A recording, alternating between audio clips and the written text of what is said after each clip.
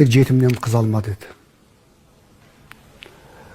Ананы естіген кезде мен кәдімгідей бір түрлі болып қалдым. Енді түрлі тағдыр болады ғой деп. Бірақ сөзімді іркіп қала алған жоқпын. Ақсақалға айттым, ақсақал, енді қазақта тағдыр деген толғақты түйін бар. Астарын үңіліп қарасаңыз тереңіне тартып алып кетеді. Көгденен көңіл ойға да қырға да сабылдырады. Бүкіл ғұмырың тізгіні сол жалғыз ауыз сөзде тұр ғой деген кезде күлді. Сен анау орағытып әртіссің ғой, алыстан алып келе жатқаннан түсіндім балам. Жетім деп балам әке шешесі жоқ адамды айтпайды деді.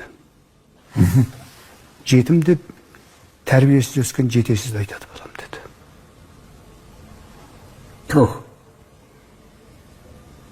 Жетім деп кімді айтады деді. Сасып қалдым. Жетім деп сөйтіп едім. Құлдықта жүрген ер жетім балам. Ел қонбаса жер жетім. Хакім адал болмаса бұқара байтақ ел жетім. Бағыт айған би жетім, қатынсыз қалған үй жетім.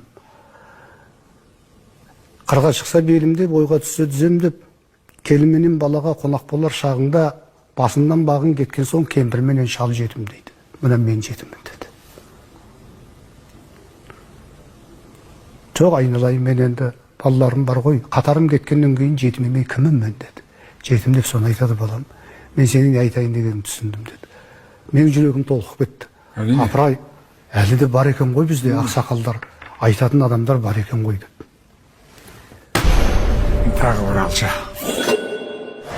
Қазақтың жүрегі қалада емес, далада соғып тұр. Ұлттың өмірін ұзартар жүрегі ауыл дейді, Бекжан. Иә. Басқа театрларда айтпағанда, әкем театр ауылға ат басын бұрудан қалды деген сөзді айтсам ауыр дей ма?